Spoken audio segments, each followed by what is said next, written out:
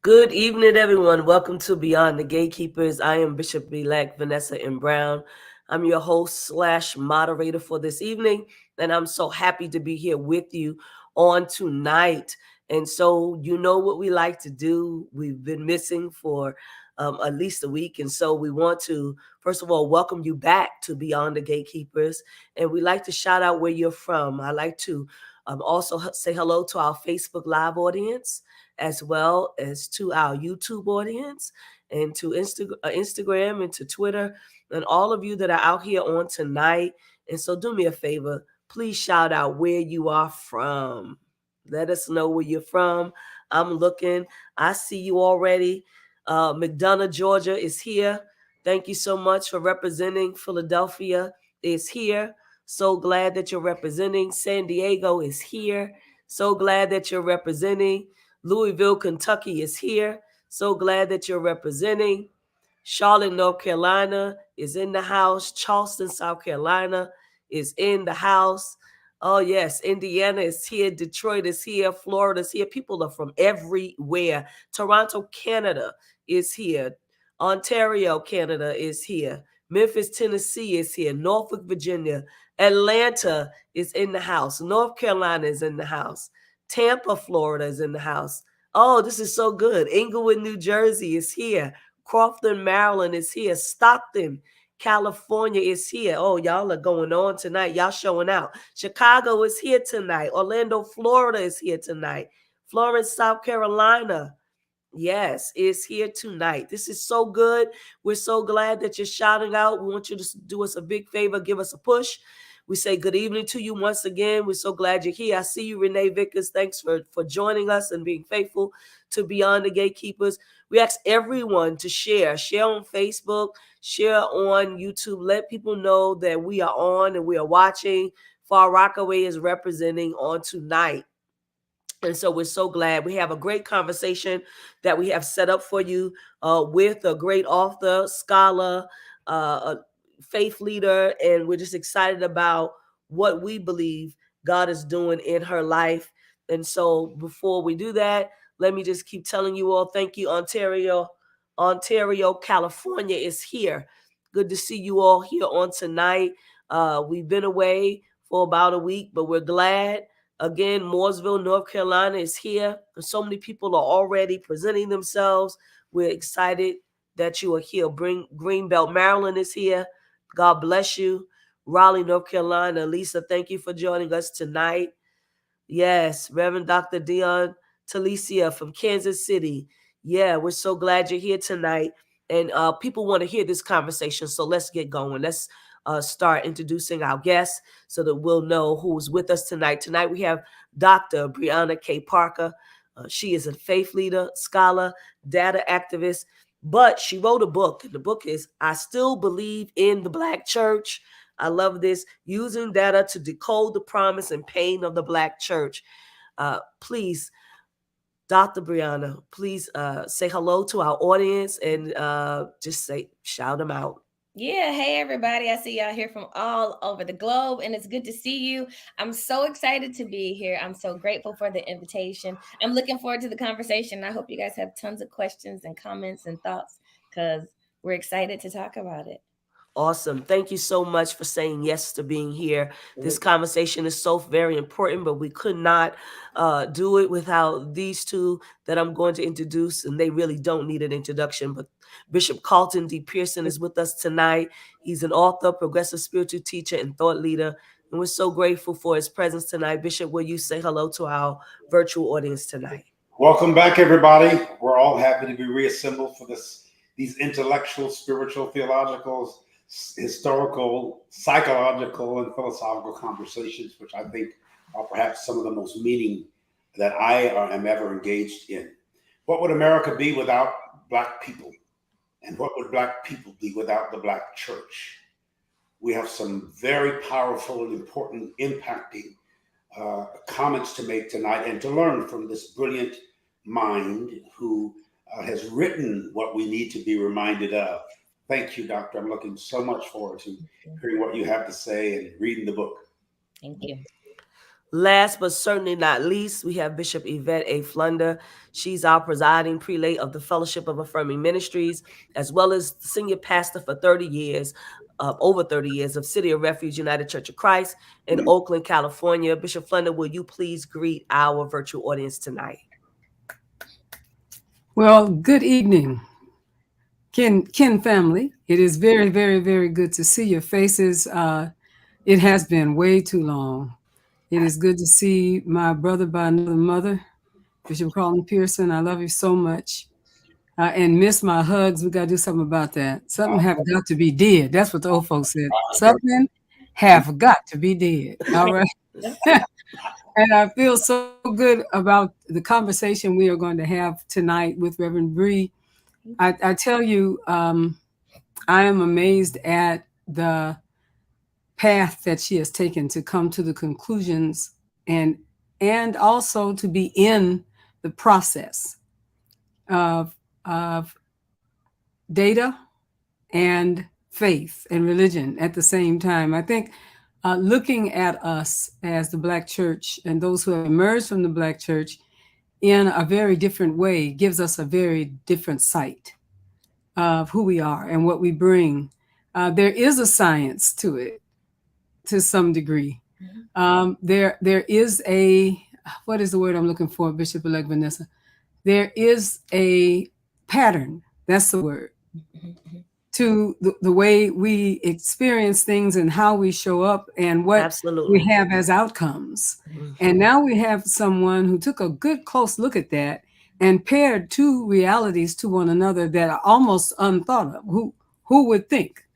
You know, statistically, the way in which she thinks and theologically, That's so I'm just loving this, you know. It's like, it's like biscuits and pickles or something like that. Okay. But somebody likes biscuits, Yeah, pickles, and it's yeah. working for somebody somewhere. So we are very thrilled to have you here, Reverend Dr. Bree. And please, as the Spirit leads you, help us and teach us as we are seeking difficult answers in difficult times. We are very thrilled to have you here. Thank you so much. Dr. Bree, thank you so much, Bishop Flunder. Dr. Bree, I'm so glad that you said yes today. This conversation is so very important. I'm going to ask again for our family that's on Facebook and on YouTube, wherever you are, to share with pastors. Pastors need to have this conversation. They need to be a part of it. Their young adults need to be a part of it as well. And those that are leading young adults and millennials, right? And so I want to say to you that in reading the book, first of all, I believe you love the Black church. I do. And so I want to say thank you for loving the Black church. I think that's important for me to say.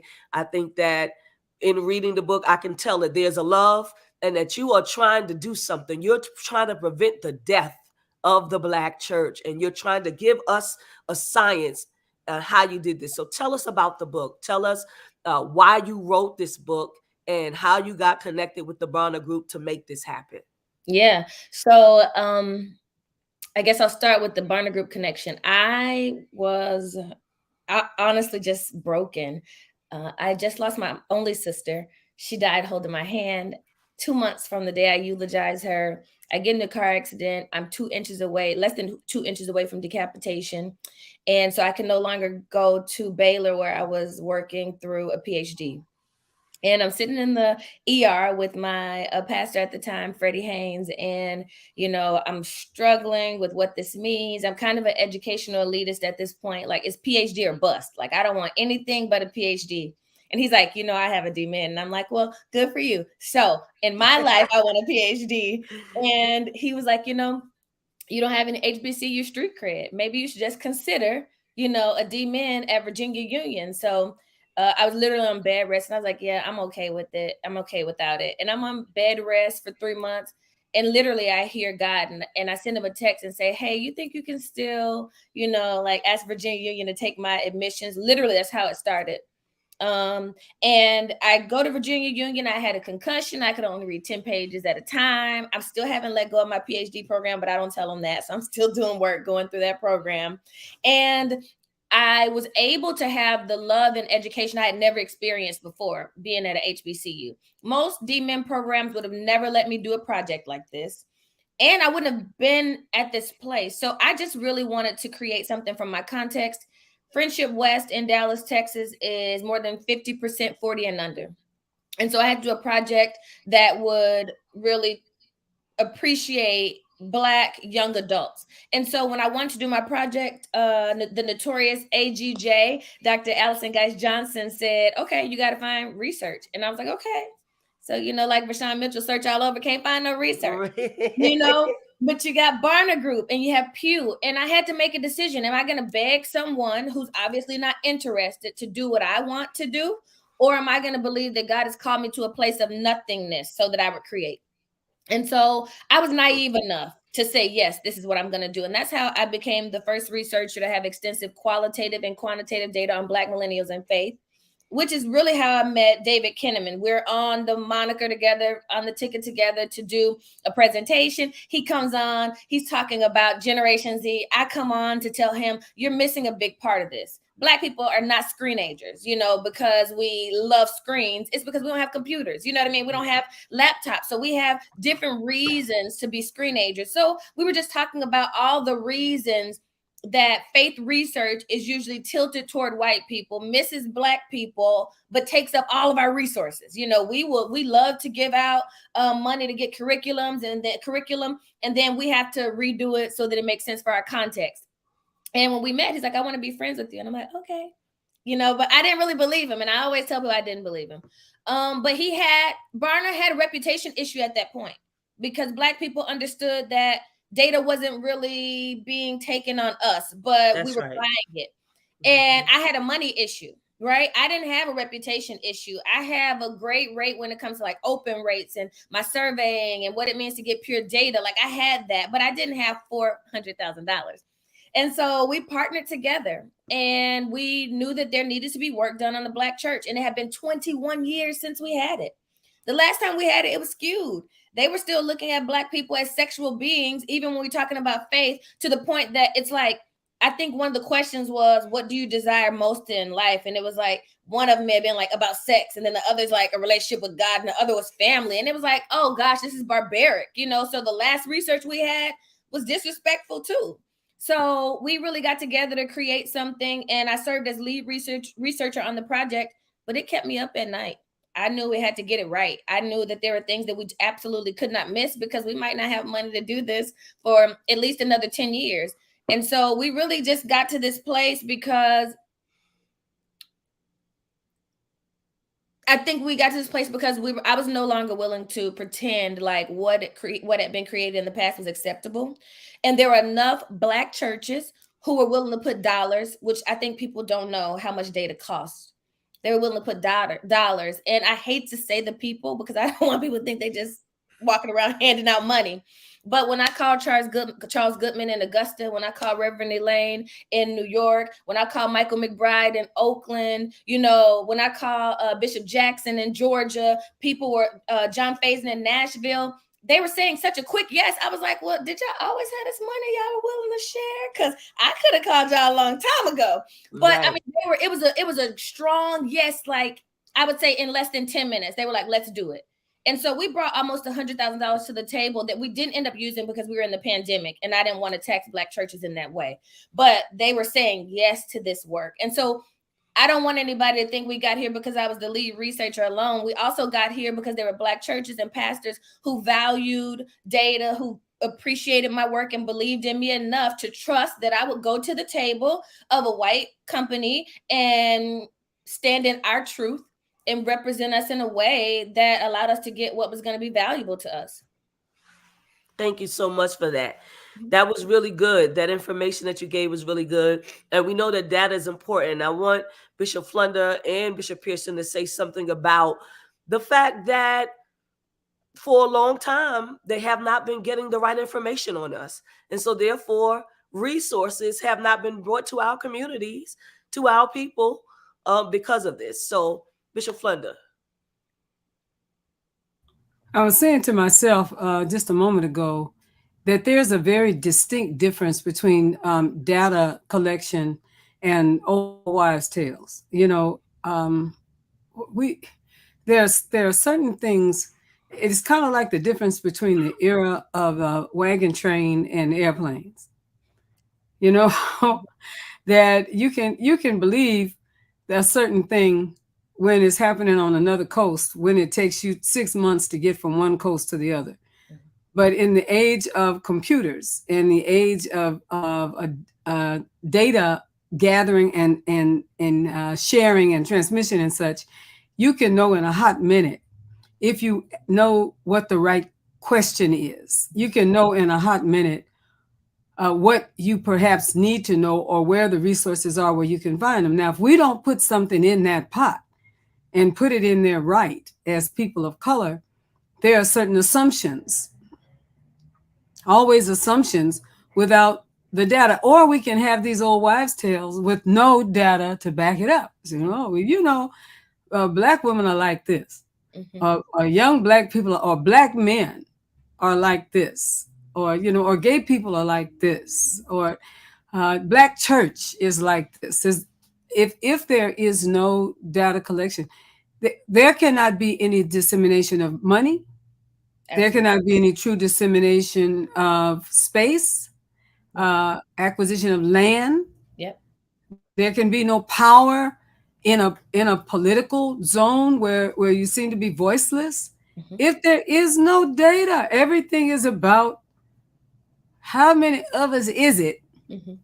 And what is it that we bring to the table? Amazing that we would look at that theologically, because something Bishop Pearson has said to me, I think he said it several times on here. He talked about, and scholars like him, about how Israel counted their people. They counted They always knew the tribe of Issachar is X number.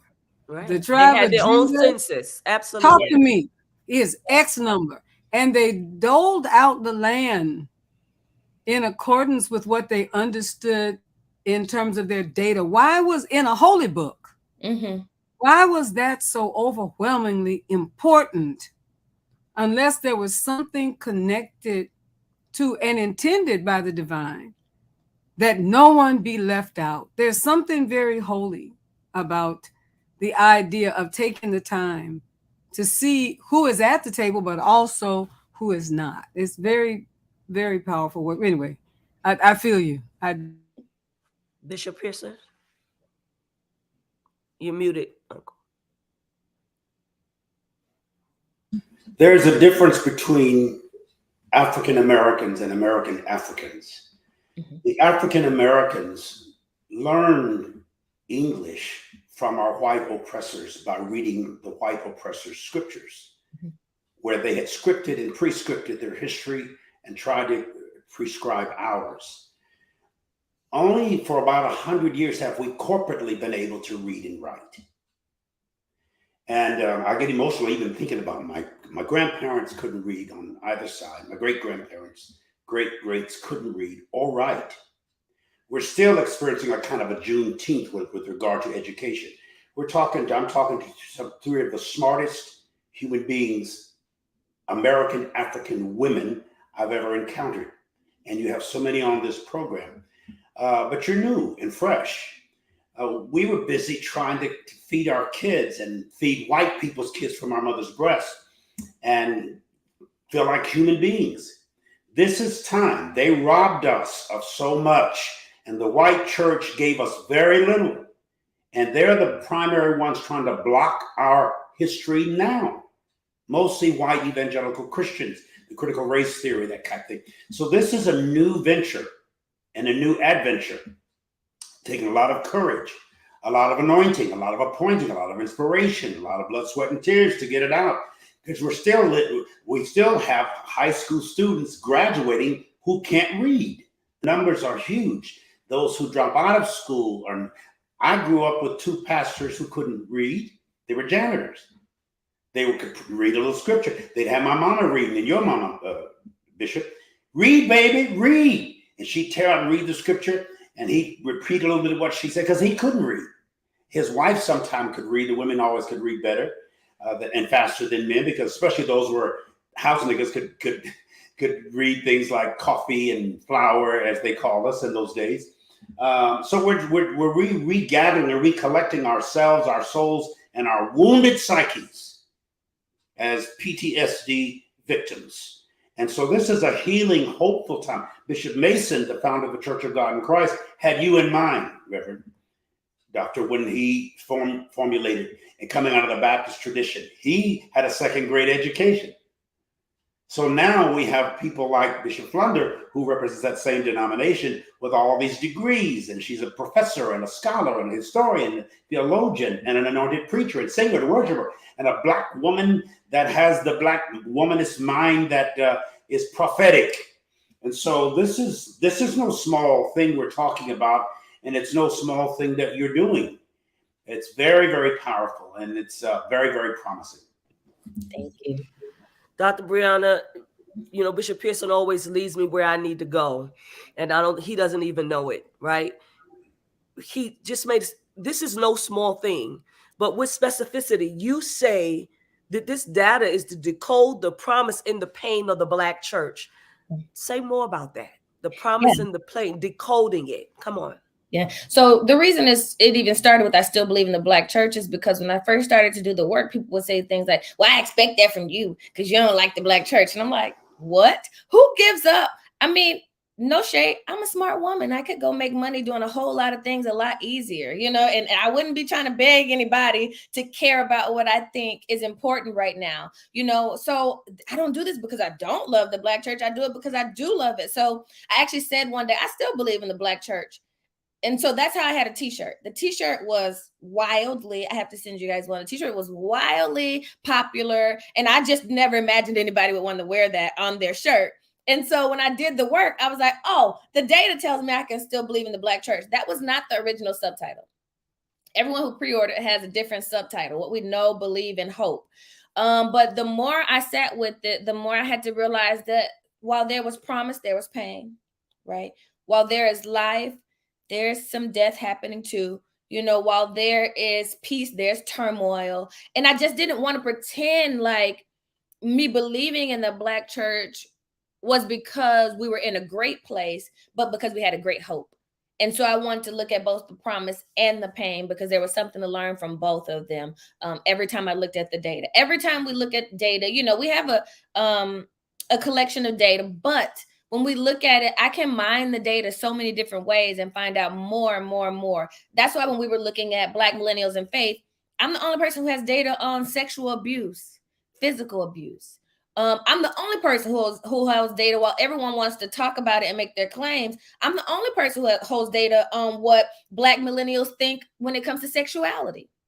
You know, these are things that we've had anecdotal evidence for, or we believed we did, and we espoused some crazy things and some honest things, but no one really knew the truth. And just like Bishop Flunder was saying, you cannot take that to the bank.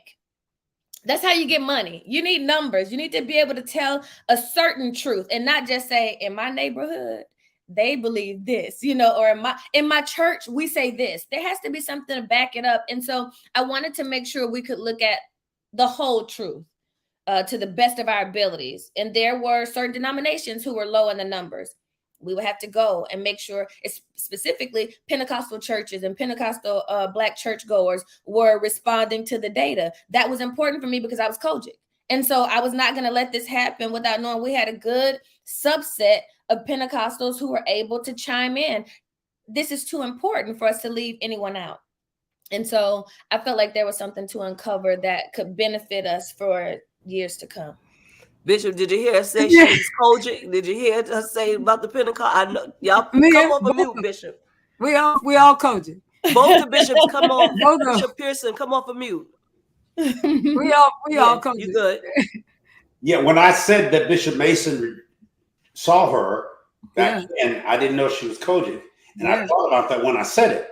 I didn't know she knew what COGIC was, but she's the fulfillment of a dream that he prayed in the Holy Ghost for, thinking it might be a man, not a young woman, because the women too, even though they're the leaders and founders of the movements and founders of most churches, they're not the leaders, except they're the mama that has the last word. At the African culture, it was the queen mother who decided who would succeed the king. Yeah. So that anointing is coming through some of the most there are more females in seminary than there are males, and more females in medical school than there are males. And so there's a new spirituality, a new nurturing Holy Ghost parakletos that's coming forth in the female entity and the feminine deity. That is just, I'm quickening just thinking, oh, thank you, Jesus. Thank you. You know, and I'm going to tell you something Reverend Bree made me think about.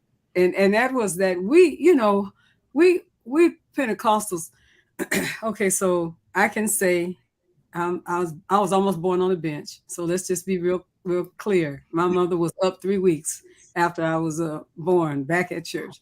So I think it's important for me to say that we kind of made up stuff, you know, in terms of numbers. And if we needed to give our church 500 members, we just did. You know, we just said, honey, I got 500. Listen, 500 members. Now, you never see at one time ever saw. If I said how many people, and right now, when you take a good look at Wikipedia and some of these other things, how many members are in the Church of God in Christ? And it kind of depends on who you're talking to. Yeah. It's like a zillion, quadrillion, kabillion. But I have no idea how we are choosing those numbers, because you know you can't join it. Right. Born in it. So you know that people don't sign up. They just come to the altar and they join. So unlike the United Church of Christ, Bishop-Elect Vanessa, right, where you are on a list, you know, with a member number. And in the Baptist where you get your box of That's tithes right. and Pledge offering, and pledge Yeah. cards and pledge whatnot. cards at the Your beginning of the year. tithes and your offering. It's tithe. It's very different in the Pentecostal stream. So I can understand coming from that stream and saying, well, how do we tie down the difference between real and memories? Yeah. Where are the real numbers, and what part of them are the numbers that we hope to have? Yeah. Or here's the other one. The numbers that we bring to fill in for a special event. Right. Those are the numbers we use. You see? And that's who we say we have. Yeah. But that's different from when the special event is over and complete, right? Yeah. It's a very important thing that you're doing, because we should not be ashamed or diminished because of what it is that is our reality, but we at least need to know what our reality actually is. That would be in many different categories. What does that look like? Big does not mean better. Many does not mean successful. Yeah, it does not. Or skilled or capable. Yeah. Or people who make a difference. Like I say all the time about Howard Thurman, little bitty office in a little bitty church here in San Francisco. And look at the impact. Yeah. That Martin Luther King, look at the impact. And for a young man, I have children substantially older than him when he died. Look at the impact, right? So I'm not counting sheep, but seeing the value of really knowing means that we don't have to pretend. We can talk about how God moves in all of those ways, in many of those ways. So anyway, it's just such good work. So anyway, there's a fun. Let me just add that this is the true reflection in my consciousness of woman thou art loosed.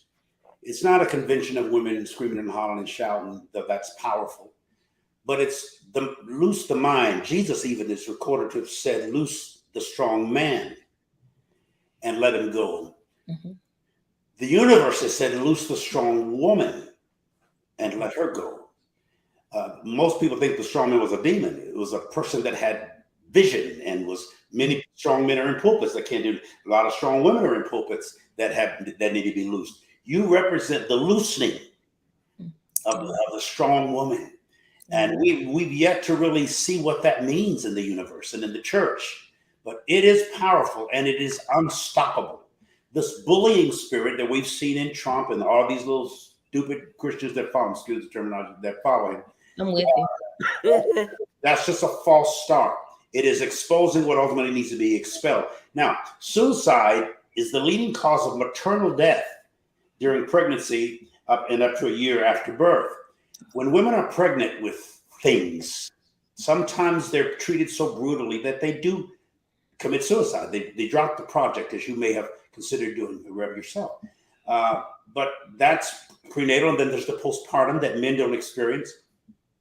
So we're dealing, even the whole abortion thing, they don't take into consideration that every time a woman becomes pregnant, she could be killed. I mean, she could die. The baby could die. In the ancient world, it happened a lot. There are thousands and thousands of women that die every year around birthing.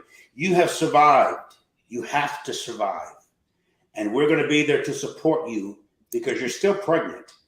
Not just what the book is an example and a hint of what really lives inside you. And men should have done it.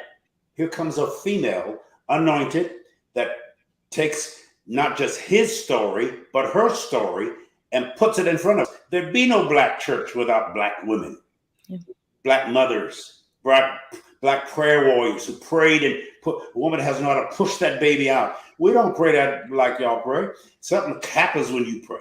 You have the ovaries and the overreactions, and those things make stuff happen. So I'm like, I don't know what's about to come, but I'm going to be there. It's going to be awesome. That's good, Bishop. You don't know what that means to me and how pointed, without getting emotional, it is for you to say that to me today in this season of my life.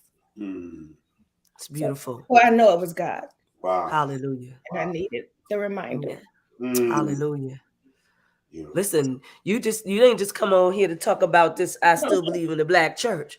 God came to give you a word from the bishops Amen. The people gonna hear about your book everywhere, you know. But I'm just so excited. And just as a Black millennial, you know, you get inside, you tell this story from the inside, not from the outside. Yeah. You tell it from the inside because you are a millennial.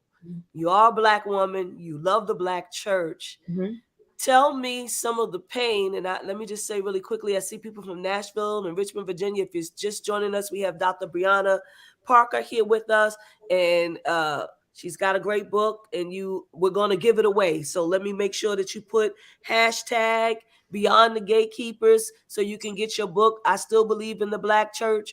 Make sure that you put hashtag Beyond the Gatekeepers as we continue on in this conversation tonight.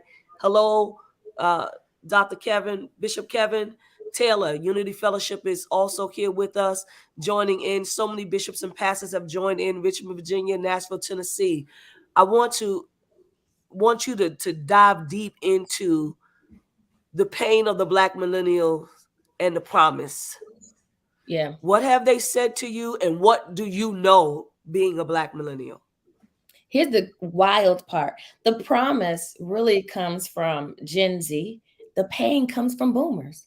When we were doing the work, I never forget going through the data, and Bishop Jones said, "Are you old enough to say this?" But I would write in the margins, "Who pissed off boomers?"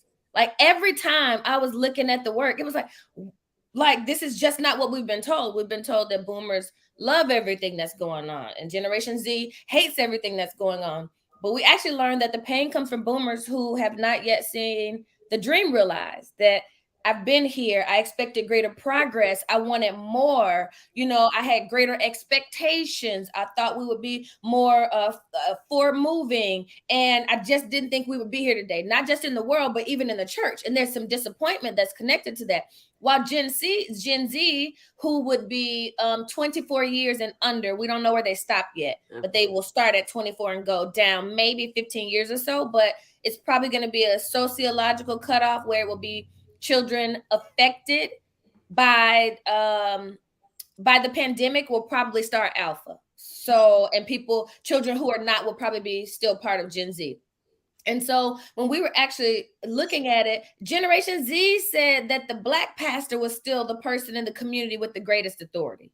And so to see that, and then to look on Black Twitter where they tell us, "We hate y'all, we sick of y'all, y'all need to go away, y'all are no good, y'all don't do anything for the community." But Gen Z really just has high hopes. And I understand they haven't taken some of the hits that we have, right? But to see that hope.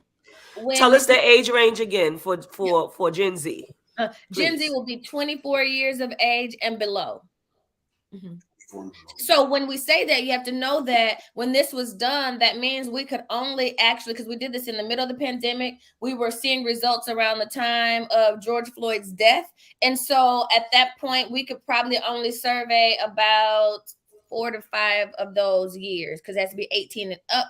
So it's about 18 to 22 at that point. And so remember, when people are writing books on Generation Z and telling you the truth and the undeniable truth about Gen Z, none of it is true. We don't know enough about them yet. We can look at some preliminary data, but we don't even have a name for them yet, because they don't have enough traits for us to name them. And so please always know, everyone wants to be the first, but when you pick up books on Generation Z, even if they just did the work today, that's from 24 to 18. They can't survey anybody outside of that. And so we should be careful, but we were clear. They were undeniably more hopeful than other generations in a lot of areas. So the promise is that there's a generation that still has positive vibes when it comes to the Black church, while there are filmmakers, and I hate to say this, but I really don't mix words.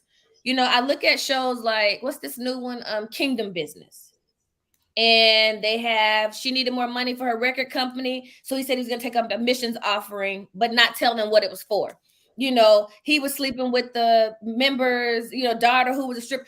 When we looked at data, which is a pain point, one of the number one issues the number one issue outsiders have with the church, it's money.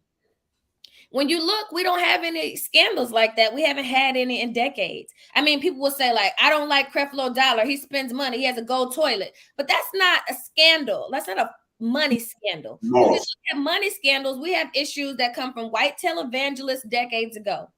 But what keeps this money issue present for us is tropes in the media. What is it? Come Sunday with Cat Williams, the preacher, stealing.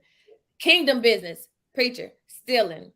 Greenleaf, preacher, stealing. You know, like, so these are not even real. It's coming from television. And I know Kingdom Business was written by and produced by people who are about kingdom business, but I really think at some point, I get calls from Hollywood, right? One of the top 3 talent agencies in the country called me because they actually want real data when they're producing these shows. And I wish Christians would stop believing just because we're in it, we know everything and we don't have to consult anyone. I'm a black preacher. I did research. I'm a black preacher and I did research. The least you can do is consult to see, 1, if what you're saying is true, and 2, how harmful these tropes and parodies are going to be to the work that we do. And it is deeply painful that the number 1 issue is money to outsiders. And it's not because of what has happened within the church, but what the media is still portraying. Whoa, that's so good. That's so good because that's all you ever hear. All the pastor want is money. They take 2 and 3 offerings, this and that, you know, make it look like we hustling and stuff. And it's not really the case. But you talked about boomers, and I just like to make sure we give all the information that we can before Bishop Flunder and Bishop Pearson chime in on all that you just said. Just one point, and I know that some people know, but I want to make sure that the entire audience knows what age range is the boomer, and with specificity, what is the pain?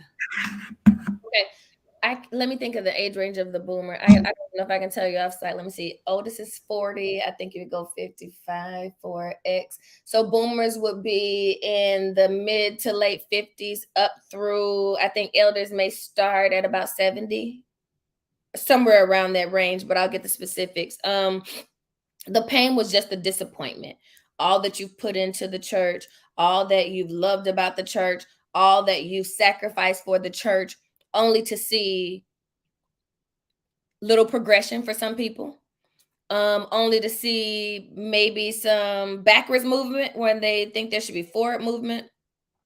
There were things that would come up from, and this is wild, we didn't have this from young church planners, but older church planters, they would say, why can't we be included in your work? And I would say, well, you know, your website, or you've claimed to be a multicultural church, because they thought that was progress. But when it comes time to do the work and be a Black church, they want to be included in the data. And I'm like, no, unapologetically, no. Or why can't we be included? Oh, because you're probably planted by a white faith organization that has a white leader over you. Any Black church with a white leader is not considered the Black church for the sake of data. There were so many issues when it comes to being a Black church. And it's like, a lot of boomers even that I looked at who were church plants, successful church plants, right? They would have issues with not being included in the Black church when they thought progress was multicultural churches. Generation X believed that too, who's right under boomers. But here's the thing. Barna does have a study on the multicultural churches, and it has been found, how do I want to say it? They're very gentle with this because they know that white people are not happy about this. Multicultural churches are actually harmful to people of color. I'm not telling you what I heard. I'm telling you what the numbers say. The numbers say that multicultural churches are not healthy places for people of color because usually the church is, 1, not multicultural, 2, not going to be led by a person of color, and 3, the people who are going to be people of color are oftentimes immigrants. So when we did our work, we actually looked at Black immigrants as well, because I'm a little competitive. Nobody's going to outdo us, okay? Like, if you can look at immigrants, we're going to look at immigrants. You know what I mean? If you can claim immigrants to make your church multicultural, then we need to acknowledge the fact that there's some complexities and layers when it comes to Black church and Black people. We got to see Black immigrants are really biblically literate, much more biblically literate than Black Americans. And so when we have these Christian education programs and Christian education tracks, you can easily lose Black immigrants because they learn this in grade school. like really learned it in grade school, in middle school, and in high school. And they come like, okay, teach me. And we're teaching them on a level that they've already learned. And so sometimes we also learned that white churches, white mega churches, or multicultural churches, I learned this in my earlier research, is just a place of refuge. Black people sometimes go there and don't even intend to stay, but they get caught up until election time, until a Black body is shot in the middle of the street and laying in the middle of the street. Those kinds of things kind of like snatch us out of those contexts. But that's why we go. We usually go, we just need a little refuge. We have to remember that we have a lot of surrogate parents and grandparents in the Black church. Sometimes it can be too much. Sometimes we are more, those surrogates are more disciplinarian than loving. And we all need discipline. But I mean, two grandmothers can be a lot. 17 of them can be overwhelming until you go someplace where they don't care enough to tell you, baby, you know, I don't want to see you bring nobody else in here until you get yourself together. Baby, you're not here just to date. You know, you don't get to hear that sometimes when you're in white churches, and Black people sometimes have to value it a little more once they've been away from it. But it can be overwhelming. Bishop Flunder and then Bishop Pearson. My goodness. Lord, you know, to all of that, I'm going to read your book twice, but let me, because I'm sure I'm going to miss something the first time through.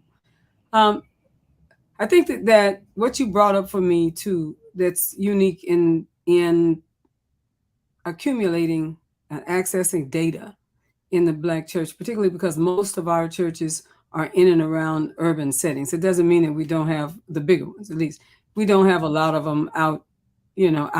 But in the urban settings, and something we talk about as a Gatekeepers family from time to time, is that in the major cities, like up south cities like St. Louis and Chicago and Detroit, that you could have, 5 different kinds of Black churches, 10 different kinds in one block. Mm-hmm. Jesus is coming tomorrow, Church of God in Christ, and he's, without spot or wrinkle, Triumph the King, is right next door, and they're sharing walls, but mm-hmm. everybody's in the same block. Because I don't think that people fully understand a couple of things about what the church is to Black people and what it means to us, and how complicated it is and how hard it is to accumulate money in the inner city. Was among the most expensive places to be, if you understand what I'm saying. Yep. The inner city, and there's only so many popcorn ball sales and fish dinners and that you can do. Hold on this minute. Can you take that with you? That there's only so many things that can be done in the inner city mm-hmm. that is affordable. Housing is problematic. Transportation is problematic. So it's all these different kinds of waste measurement rallies and round the world suppers and ways in which people can raise money to do the work. And the reason I'm lifting that up is because the strange thing about the Black church, and I would love to see the data around this. I don't even know how to accumulate the data, but I would love to see the data. How do we talk about a volunteer organization mm-hmm. where the volunteers have to pay to be there? It's an interesting model. Right. Mm-hmm. But how hard it is to accumulate funds in the inner city among some of the people who are struggling the most to pay the price to live in the inner city mm-hmm. and still trying to keep these organizations in such good. And I would love to see what that really means, because to your point, a lot of the folks have gone out to the suburbs, to the multiracial and multicultural big barn churches. Mm-hmm. Please don't be offended anybody by what I just said. I don't mean any harm, mm-hmm. but I think you understand what I mean. Out somewhere where they are multicultural and multiracial and feel that they have stepped up. Oh yeah. They have moved up, moving on up. I mean, it's just that kind of that they have moved up now. When the people in the cut that remained in the inner city are the ones that are really having to deal with the issues mm-hmm. in the inner city where it's the most expensive to be and the hardest to thrive, right? And the need is the greatest. I wish that we could talk about that as it relates to what it is that you just said. What does it feel when you get out there? And what did you surrender in terms of ways in which you could use perhaps your success, your wealth, your education that will do something to help in the inner city where the need is the greatest, the funds are the least, and the people are feeling that if I can just get wealthy enough to get up out of here, then I will have hit. You understand?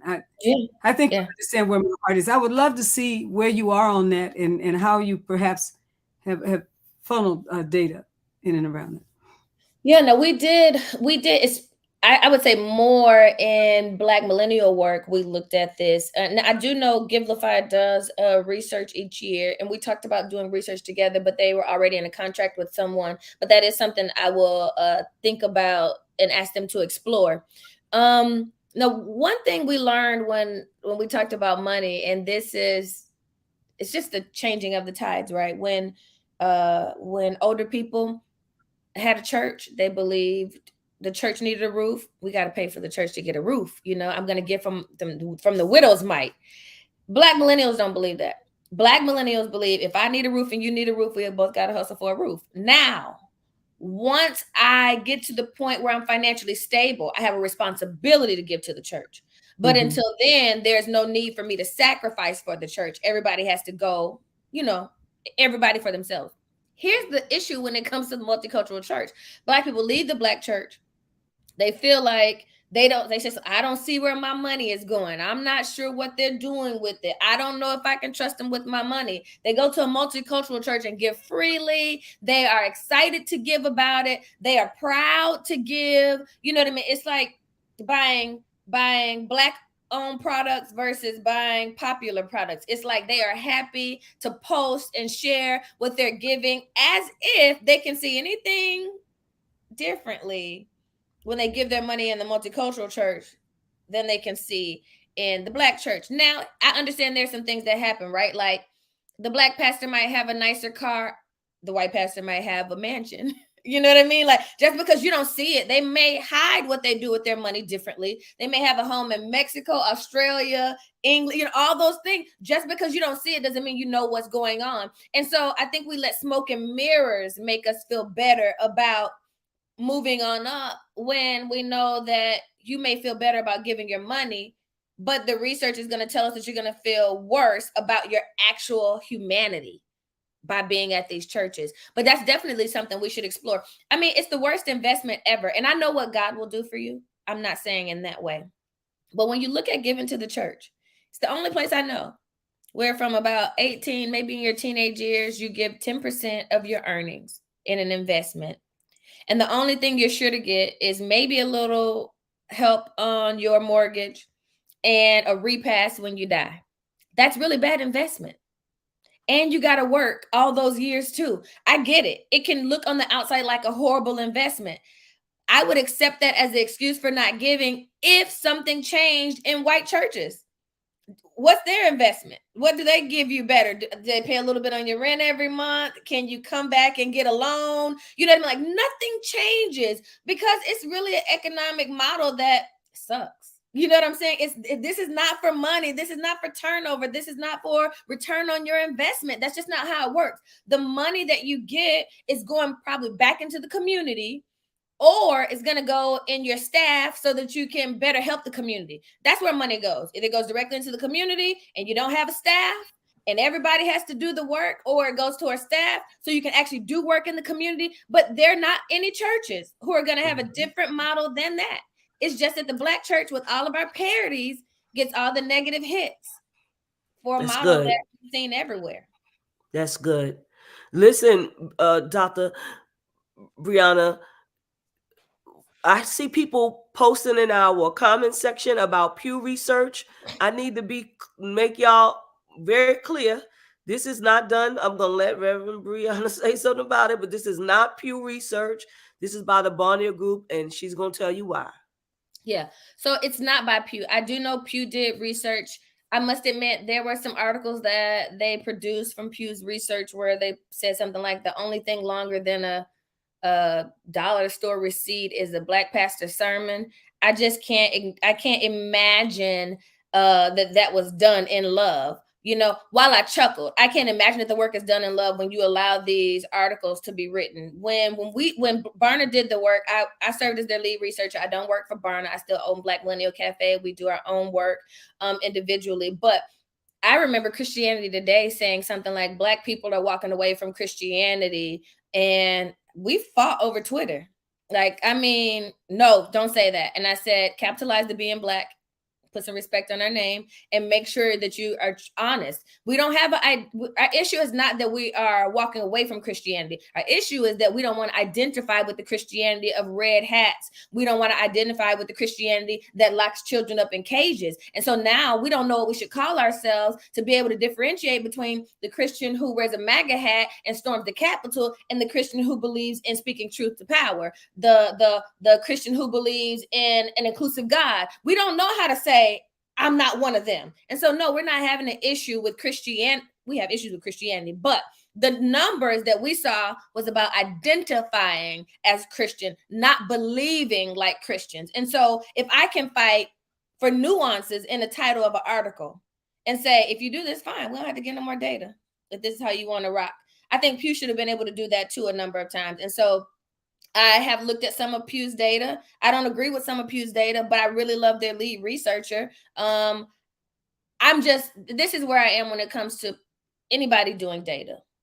If you're not going to honor Black people, if you're not going to do the work from Black people, which Pew's research was, their researcher is Black, their lead researcher is Black, and you're not going to do it unapologetically, bringing all that we have to the table, being willing to flip tables, turn down money, and anything else you have to do. I just can't stand solely behind your work. I'm not saying that everything Pew did was horrible. I'm not going to say that. I'll never say that, right? I mean, the clock is wrong twice. I mean, a clock with no batteries is right twice a day. I'm never going to say that they're not right. I'm just going to say I can't stand behind them the same. But they had great people like Dr. Franklin Richardson was supporting their work. I'm never going to say I'm throwing it out, but I don't want to be associated with work that I can't stand behind or work that I don't believe allow their products to always be as honorable as they should have been. Now, they also supported the God Talk work from the National African American Museum of African American Culture, National Museum of African American History and Culture, and I thought they did a great job with that. But yeah, thank you so much for not letting me get lumped in with work that I may not be able to stand behind. That's right, and I think that's important. Yeah, and at the end of the day, as much as I appreciate other people's work, I also think it's really odd when people only feel like my work is validated with a Barna or a Pew behind me, when the lead researcher is the one who is fighting over the nuances of questions and making sure the survey is asking a question where Black people can honestly respond to it and appreciate it. And, you know, I think that always gets me, that people are so proud of me for having Barna behind me as opposed to being proud of me for giving up successful, lucrative careers to do the work. Right. That's good. Bishop Flunder. Oh no, Bishop Pearson. Yesterday, I'm a baby boomer, born halfway through the last century, 1953, 22 years into the new century and millennium. And so I'm reflecting on where we are today and where we've come from. When I was born, Jim Crow laws and spirit was still pretty heavily in place in our country, in our culture. We were humbled and humiliated in a way that we aren't today. We didn't have near the educated people, preachers, churches, money, schools, politicians, mayors, superintendents of schools, police chiefs, and all that kind of thing. Yesterday, we gave to hope and in hope. Today, the millennials and others, if they give, are giving into promise. When they moved out of the ghettos, where it was all hope, into the suburban areas, where there was promise, big churches, big schools, playgrounds, all that kind of stuff, They started looking back. My grandmother, my mother, my grandmother, on both sides, godmothers, they all cooked dinners to build our churches in those days. I remember, and you might not, Reverend Parker, Dr. Parker, and because our generation, we was, especially in the Church of God in Christ, smelling a toilet when you went in the front door was not unusual. Really? The smell of a bad sewage mixed with chicken being fried in the kitchen and a little bit of cheap perfume or cologne that the saints wore, that meant holiness to us. Fundraising, and we've seen so much progress. We wouldn't have ever dreamed of somebody asking for $160 million to buy a jet, which is what Creflo did. It was not conscionable to us. And what we spent a few $100,000 to build in 1958, our church, would be several million today. Now, what we're experiencing, and postpartum depression, stress, fear, and loneliness, or even aloneness, puts millions of women through their own private hell. But I, as a baby boomer,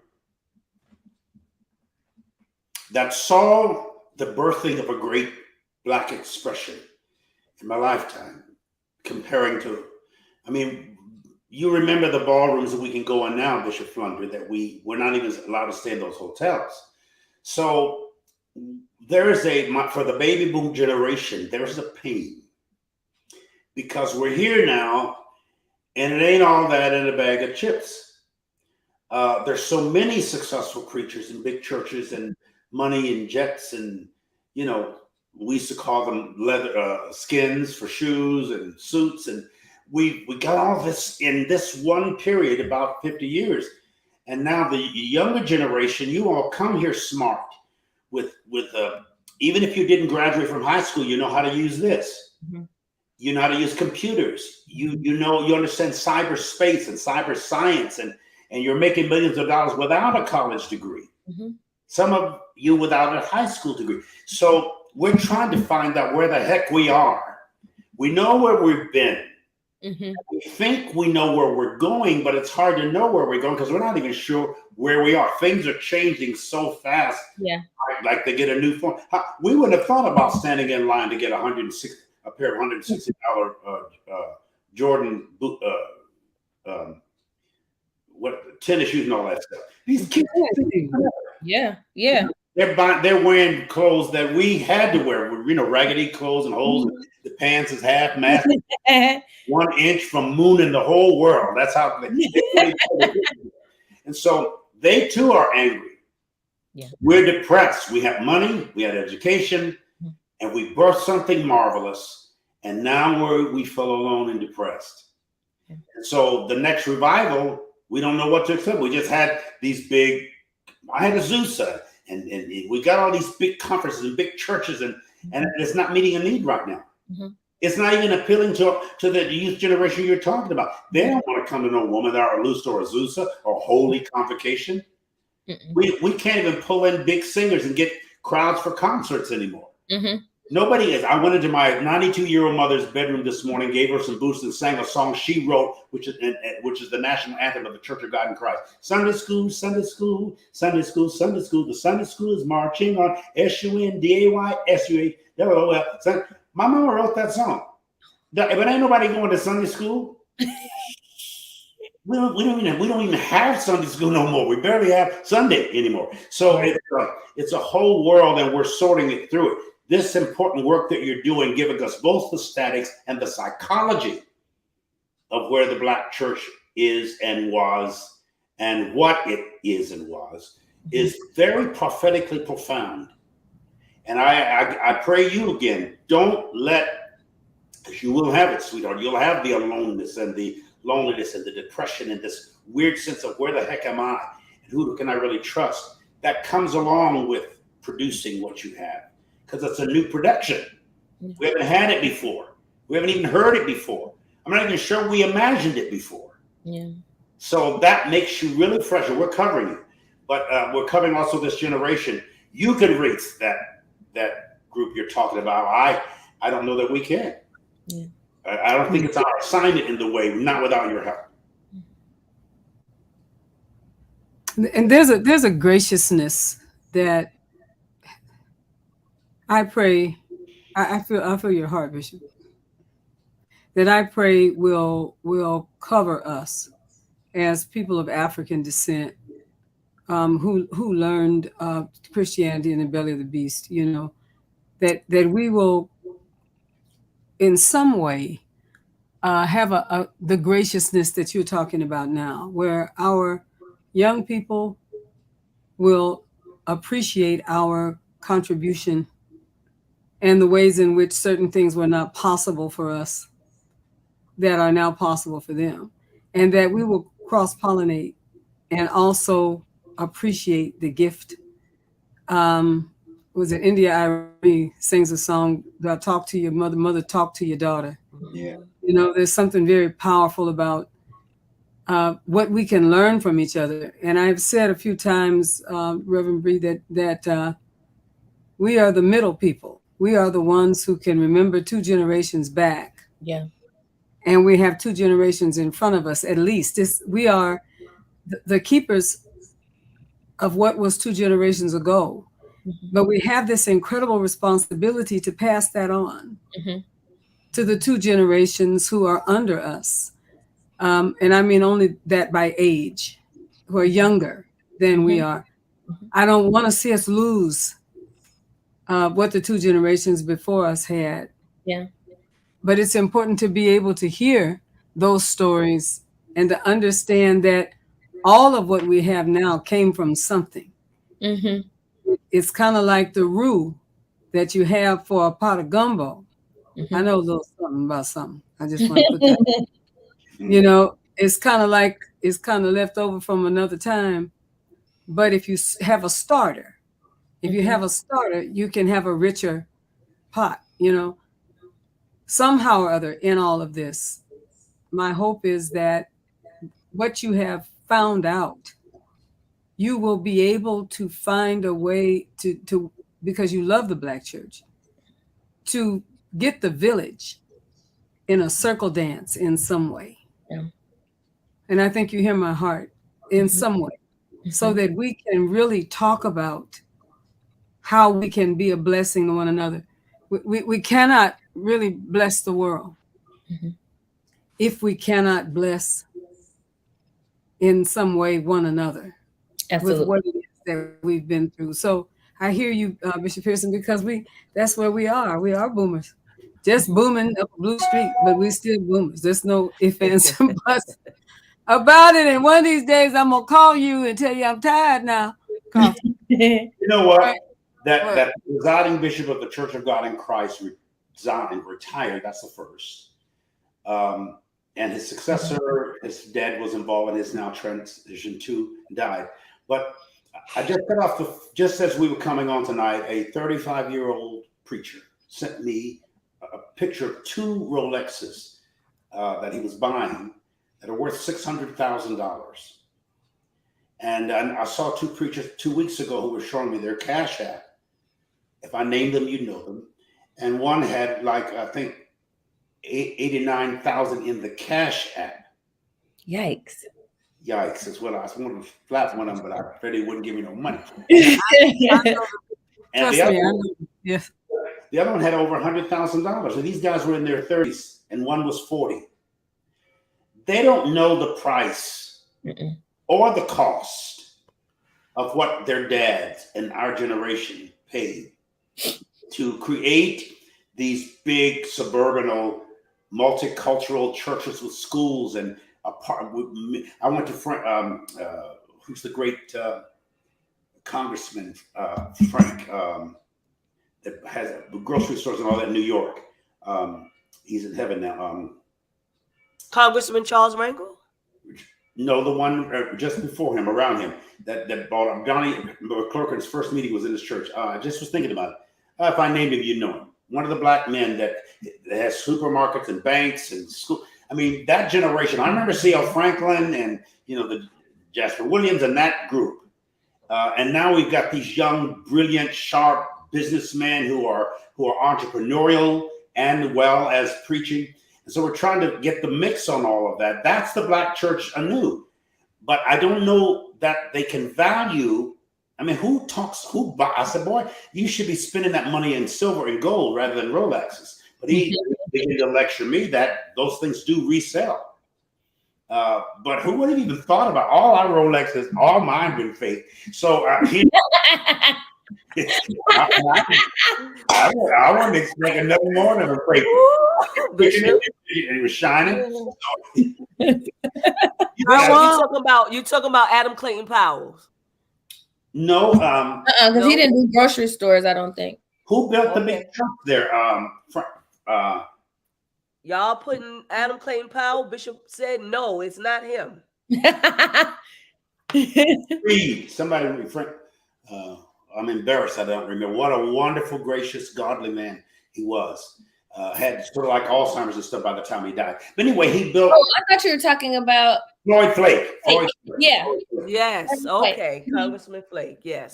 But those others were example. They were predated him. But we've done a lot of things. Again, that gets me back to the postpartum depression. I think the church right now is we were excited to go to church.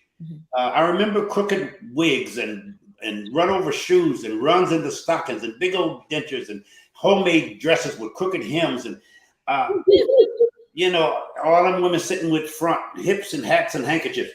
All that's gone now. It's all gone, and we don't know what it's being replaced with except you. And there are not that many of you, Dr. Parker. And your mind and your ministry and your psychology and your philosophy and your scholarship. The one thing that Bishop Flunder has brought to the Black church, among many things, is the emphasis on academia and scholarship and education and intellectualism, as well as multicultural and reaching out and dealing with not only the marginalized in the LGBT community, but the marginalized among our people at large. This is the new church, and I think the millennials will relate quicker to what she's doing than somebody's conference or convocation, or somebody bragging about a $600,000 watch. Yeah. It's wild though when you talk about, not realizing, like the struggle, right? You can just buy these watches and have these huge cash apps and, may not even know like the struggle behind things. But I always tell people, you don't get to have the faith I have. I'm not so risk adverse because of the people who have come before me, right? Didn't have to be that afraid. You know what I mean? Like people talk about, I was telling, I think Mark Laberton, Fuller's president, like purpose-driven life was hot at a point when Black people couldn't even think about. Exactly. Just branching out there, doing what we wanted to do, what? Like that was for white people. Although Black people loved it. We weren't there. We weren't free enough to think about, I'm just going to let everything go and follow my purpose. Beyonce's new song, she's telling them, quit your job. Don't do that. She sure did. She said, release your job. Don't do that. She ain't quitting hers. Hello. That album is hers and you still putting in that account. But there's a freedom that I can have watching people. I remember maybe the first time I was in the room with Bishop Flunder was probably at Proctor, maybe. And I remember I thought everything about you except the song that you made like a super hit, right? And I remember when someone told me that, I thought to myself, what a pivot. You know what I mean? Like, while it's not a huge pivot for men to do both, right? Right. Man has a super hit that they'll sing for ages and they can stay there. There's no reason for them to move. You know what I mean? Even if you're called to it, keep the mic, make it easy. Like you just don't. Women don't pivot the same in this. Now they do. Now you have a Tasha Cobbs Leonard. Right now you have people who this was not true before. You only get to have that kind of faith to step out, to pivot as many times as you want to start over again and again and again, because you've watched somebody do it before. That's right. And I'm grateful to be able to watch. When I look at Bishop Pearson, like you could have stopped a long time ago. You know what I mean? Like you could have done a complete halt or you could have continued in the same vein. It is difficult to say, I'm going to begin again. But it's not as difficult for me as it was for the two of you. And so I am very grateful for all the hits you've taken. That's good. For all the barriers you have broken down, for all the glass ceilings you've decided to crash, for all the love you've lost, for all the communities you've had to walk away from. Because what I was certain of, because I've watched you go before me, was that while some may reject you, there will always be a community that is looking for you. It's a remnant. That's it. I am clear about that. Yes. There is always a place where you're loved most. I remember watching a James Harden 30 for 30, and this reminds me of the two of you. There was, I don't know a whole lot about sports, but I know documentaries. He's playing for the Oklahoma City Thunder. He's the sixth man of the year. He's the second youngest sixth man of the year. He's helping Oklahoma City Thunder get to the playoffs, and they hadn't been in a long time, if they had ever been. And they give him this great contract, right? They're celebrating him, telling him he's amazing. They give him a deadline. This contract is beyond what he knows. And so he misses the deadline trying to get his ducks in order. They call him because he misses the deadline, and they tell him, I'm gonna, we appreciate all your work and we appreciate all you've done, but we're gonna go in a different direction because you've missed this deadline. He's distraught that night. He thinks life is over. He can't believe he's given all he could to this organization and that they should love him, and he's helped to catapult them to where they are. And all of a sudden, the Houston Rockets call. The Houston Rockets call him in and tell him, not only are we gonna take you in, we're gonna change your position. He's not happy about this. He doesn't want to start a new position. He wanted to retire as the sixth man of the year. But the Houston Rockets tell him, not only are we going to change your position, we're changing your position because you're going to be our franchise player.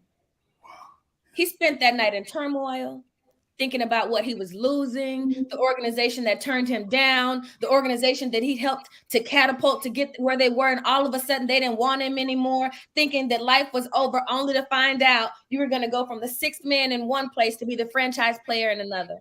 How about that? Come on, that's a word for somebody Thank tonight. you guys for trusting that there was some place where you could go. You didn't have to get any stronger. You didn't have to get any better. You didn't have to get any faster. All you had to do was find the place where they would love you well and appreciate your gifts. Because if you can do that and find it again, I'm able to find it over and over and over again. What a word. Yes, God. I didn't know if the church would appreciate me anymore.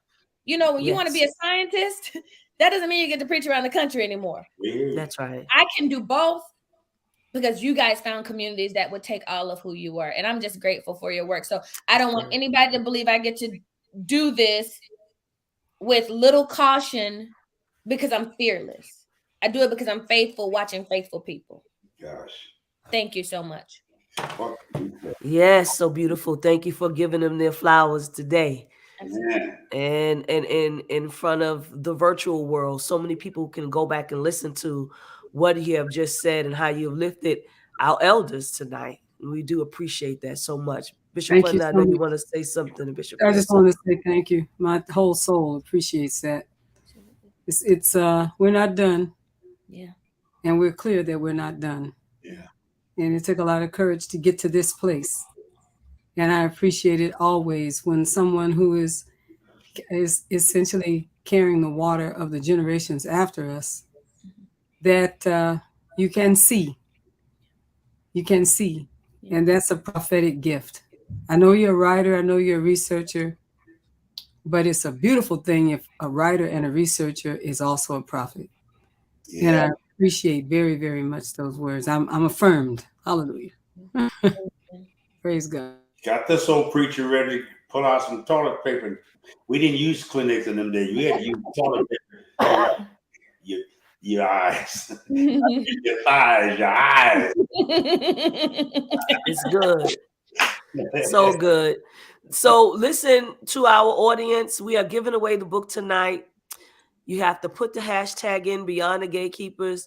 And I want to say, you may want to buy this for your pastor. You want to buy this book for somebody that's going into ministry, somebody that that has vision, and is thinking about planting something, thinking about moving forward into this kind of work. They need data.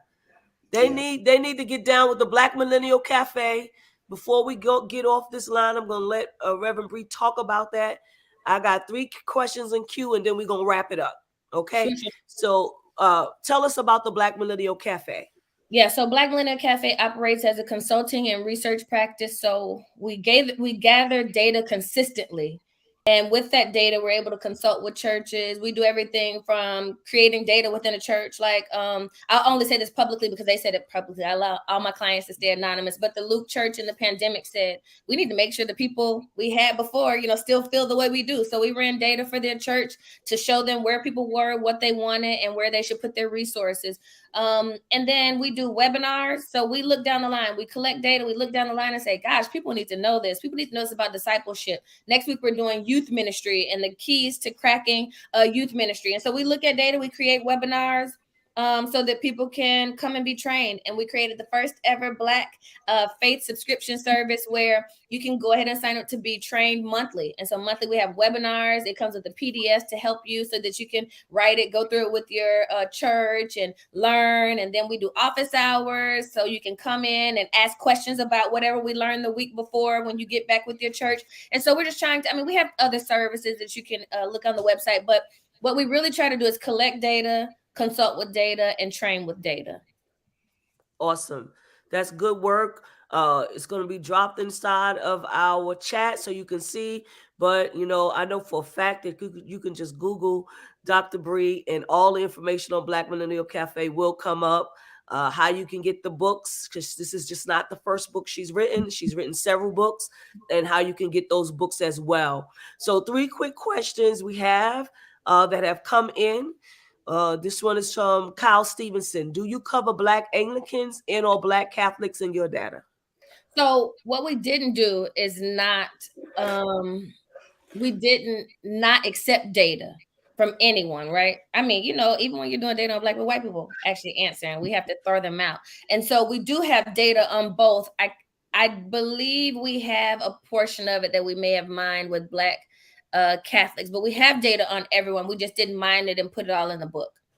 And when I say the book, on the same site that you gave from my book, we have a book full of data. I'll send everybody one. I'll send all of the bishops a book. This is Trends in the Black Church, and this is where all the data that we're sharing is found. And so community and church and all that stuff, family. So you have this, and then my book was written to translate what's in here in community and emerging generations. And so this can be found there too. And I'll send you guys this and my newest book, and I Still Believe in the Black Church t-shirt. Beautiful. That's wonderful. That's so excellent. Thank you so much. Okay, we have another question. SL Jenkins is on YouTube, and they have 2 questions. What were the main elements of measure used to define your KPIs, key performance indicators, for your book? That's the first one. I think the best way to answer that probably for this book, more than the book that I translate, because it comes from this. Let me say this. Our starting point was to be able to define the Black church, which, we had to take a lot of coffee breaks, a lot of let's see each other next week to actually define the Black church. And that was not easy, but we did. It has to be a percentage of people who were Black, even if it was 70% Black, I don't think we considered it a Black church.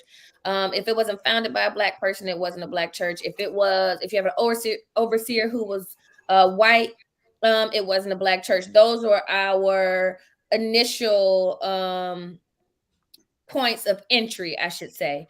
And then the KPIs were different for each section. We have so many sections that there would be too many to mention, because, of course, when the researcher researches, you don't add it all into a book, because there are things that some didn't rank high enough, or we didn't have enough people. Like, we talk about elders who are older than boomers, and nobody talks about them. And so whenever we had enough data from elders, we would actually include what they had to say, but it didn't show up in every section that we wrote, because we didn't always have enough data. Generation Z doesn't show up in every section because we didn't always have enough data on them. But I should say the key points of entry were based on defining who would be included in the Black church. And the KPI would be depending on the section. We have a section on pastors, looking at the health of pastors. alone, Black pastors, how long they have pastored the church, what they needed, if they were doing it alone, if they had a staff, how many staff persons they had, if they wanted to give up, what caused them to want to give up.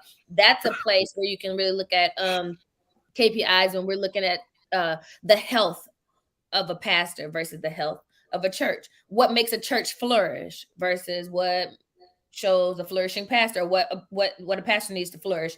And so it depends on the section. Wow, invaluable. Yeah, indeed. And this is the last question, Reverend Bree. Is there a date range to the collected data in regards to the Black church of yesterday compared to the Black church of today? Oh, that's good. No, but I guess we could actually look at the data from here and the data from 2000 and kind of try to piece together what happened and kind of where we saw pivots. But no, we the reason we really can't tell you definitely is because we went 21 years without data. If we would have done the consistent 10 years or so, we would have been able to actually mark time in ways that we probably would have a hard time stitching together without that data. We should have had data at least one time in between that. We should have had another good data on Black people. So 21 years without data. Where did the resources go? Who got the money? Nobody even wanted to collect money to do research on Black people in those 21 years. But I'll tell you who got the money of products, and that's Barna. And Pew doesn't have products, but they got money to do research. And I'm sure there were times when they said they were going to include Black people. But Barna and Tom Rayner, they all got money because whenever we saw Christian data or faith data, we assumed it included us. And we went out and bought their work as if it was going to tell us something about our lives when it didn't. And so I always commend Barna for taking a leap when they knew they were even under fire anyway. They could have just said, you know what? They're mad at us. We haven't included them. Let's just leave it alone. It's a little Black girl down there. She'll figure it out. So I commend them for not running away, you know what I mean? And doing the work and sticking their heels in and doing it honorably, I should say too. But nobody was invested in doing Black research because they didn't have to, because we were going to buy the products with or without us being included. You only do what people make you do.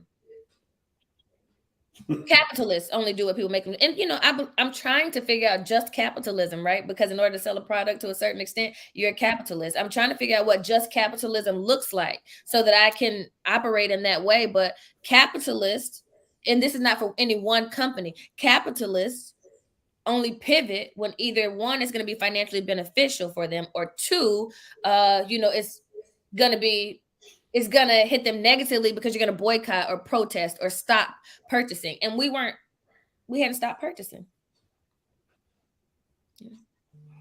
That's good. Thank you so much for that. I'm going to let you all have final words.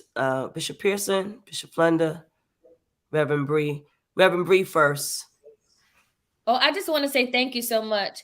When Bishop-Elect Brown sent me a message, I was like, absolutely. I watch. I love your work. And so it was always going to be yes. And so thank you so much for valuing my work. Thank you so much for extending the invitation. I am who I am today because people shared their platform. No other reason. When people don't share their platform with you, you don't have an opportunity to share. And so I don't ever take it lightly when people allow me into their space. And so thank you so much for believing in me enough to share space with me, to share platform with me, and then speaking into my life. I wish you could know. One day I'll tell you where I found myself when I walked into this conversation versus where I'm finding myself walking out of this conversation because of your affirmation. Wow. I'm far less intolerant of ignorance than I am with stupidity. Mm-hmm. And I'm fascinated with enlightenment, insight. The first words recorded in God in Scripture is "Let there be light," which means to me, "Let there be sight" or insight. Mm-hmm. And you are bringing insight and light. And you're dispelling both the things we have ignored. And again, ignorance doesn't mean to just not know, it means to not notice. or to not make note of. You're making note of and notation of important assets of who we are and who we aren't. And it's really inspirational. I hope you know that. I don't know what price you paid to achieve all that you have intellectually and studying and the finances and all that, but God is with you and expressing itself to, through, and as you in a very pronounced and enunciated way.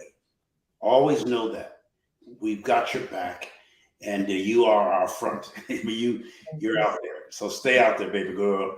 You hear me? I mean it. If your dad was looking at you, and your granddaddy, and I know your mother and grandma, they'd be so proud. Look at my little smart girl.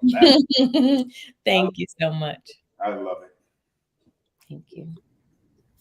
We were blessed to have spent some time with Dr. Henry Louis Gates and his work on the Black church.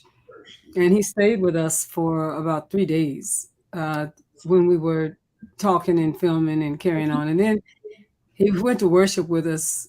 And my daughter, who's an acupuncture and a therapist, as it relates to working on joints and such, they had some time with her in the acupuncture and the massage and all of that. And he got up skipping and all like that. And so he fell deeply in love with her gifts and skills. And while we were there together, he gave birth to the second part of what is about to happen.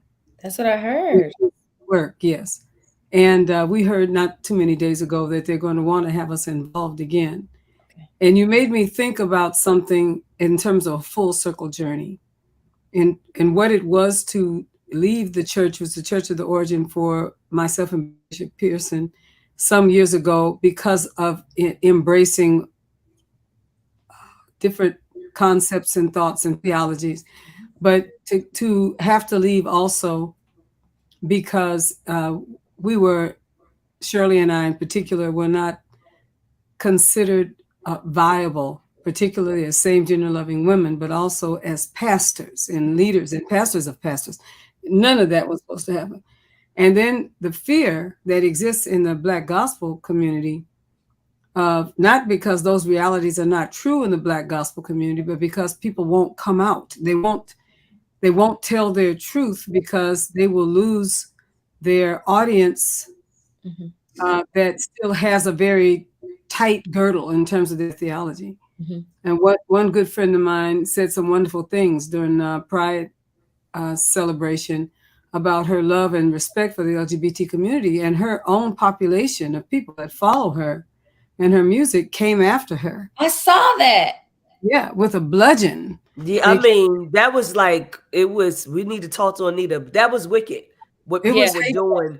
The comments down there was very hateful. All she did was say happy Pride. I put something back. I was like, and she said, thank you, family. And then somebody just went down a drill. They just went down the rabbit hole. And that is the thing that keeps so many people who are connected to the church who should have been wished and received a happy Pride. Let me just put it that way. Yeah. Because they're really no different than I am. Yeah. The only difference is I told the truth on myself. Yeah. And for myself. Yeah. And I'm saying this to many people who hear us today who are deeply afraid of saying or telling their truth. Will there be a price for it? Yes. Why do I lift that up? Because Gates came back around. Dr. Gates came back around and said, now we need to talk about the relationship between church and gospel music. Can we really talk about it? And say, if we're going to really talk about it, we got to really talk about it, if you understand what I mean. Yeah. And the great masters, the great singers, the great songwriters, the great powerful people who in our case were not only gospel music artists, but were many times founded churches and organizations. And there's so much that I could say that I'm hoping that the millennials will move us into a place where we can homogenize our greatness and not have to be enemies to each other. Yeah, absolutely. And not have to dispel and deride and hate.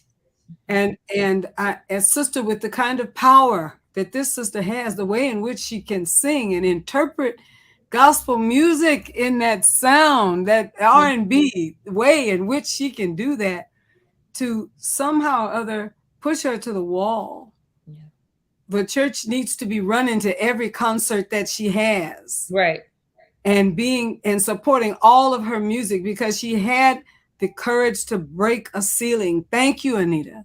Yeah. But to all of the people who are listening, in both the elders and the younger folks who are listening to us, we have an obligation to cross-pollinate and find some ways to own all that is ours, and not to demean and diminish one another. I'm glad he's going to do it. He will be the first person that I have known that actually is planning to really talk about gospel music and gospel music artists and the reality of the Black church. And I'm hoping that he will also this time talk about the ways in which the spiritual church has also impacted us. Yeah. We didn't talk enough in the first, Yeah. you know. Yeah. We gotta go back and get Cobbs, and you know what I'm talking about, and go back and get some of the ones who had to do with the spiritual church, which is the African indigenous way in which we came into Christianity in so many ways. So we got work to do. Yeah. You got some pioneers, and that makes you a pioneer, Reverend Bree. And I can tell that you don't scare easy. So that'll be important. Now you sound like Skip. Oh, when he came to Dallas, he was like, "Oh, I think I like how you're talking. You want to be my pastor?" I said, "You know, there you go." He's a wonderful little fella, isn't he? He really is. And you talk about affirmation, like yes. he was like totally affirming. Yeah, I said, "No, Yes, I'm leaving the academy." He was like, "No, you're gonna go back because you're a teacher." I'm like, "Yeah, no," and I'm like, I said something else. And he was like, "No, you're gonna do this one day. This is gonna be what you do." Like he's a prophet, sister. He really is. He's a real honest to goodness prophet. Thanks be to God for him. I want him to tell Bishop Pearson's whole story. Oh, I would love to see it. I would love to have a whole thing just with everybody who is anybody had to come through Azusa. Let's tell the absolute truth. Absolutely. He launched everybody that kicked him to the curb. Yep. He calls them the first planes they bought because they came through Azusa. And that really is. Let's tell the whole story. I like you, Bree. I like you, Reverend Dr. Now, you know what, Bree? Because now I said we're gonna go, but Bishop touched on something, and I gotta draw the string. I gotta make it. You said that Black millennials talk about sexuality. What do they say about sexuality? Black millennials. Here's the tricky thing. When I was doing my research, Black pastor, ask them what they think about gay. Ask them what they think about being lesbian. Ask them what they think about sexuality. And every time I brought it up, it was just kind of like, what? This is a random pivot. It just wasn't on Black millennials' minds in that way. Like, it meant more to pastors who had something to prove than it meant for people who were either one, living it, or two, affirming it, right? And so what I learned more than anything is that, unfortunately, emerging generations, that's what you call when you talk about millennials and Gen Z, emerging generations really haven't spiritually allowed their meat and potatoes to touch a lot. Wow. They don't expect to come to church and talk about sex. They don't expect to come to church like Kelly Brown Douglas. Why are we talking about homosexuality when we can't even talk about heterosexuality, which you accept? We can't even have conversations about what do they call the sex, let alone anything that's going to veer away from what you think is publicly acceptable, I'll say. And so emerging generations just don't really even expect you to affirm sexuality. They don't expect to have conversations around sex or sexuality. And so I think the Black church jumps the gun on wanting to have these very sometimes progressive, sometimes hateful conversations that they think are progressive, because I just don't think let me say this. When I wanted to learn about sex, I did not go to my Sunday school teacher. I just wouldn't. I mean, she wasn't giving me vibes that told me she was going to teach me what I needed to know about sex. And so when it comes to the church, emerging generations don't expect Black churches to be able to teach us anything or even affirm us in it. And that's a problem, because when we looked at the expectations of community and what they believe the pastoral role should bring and what pastors believe the pastoral role should offer, they were completely different. Because what Black community expects from churches and what Black pastors give to churches are completely off.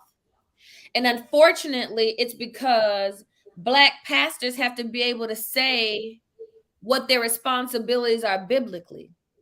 And because they haven't said it enough, the community has made a decision on what their responsibility is. And the same thing happens when it comes to sex and sexuality. I don't think you know enough.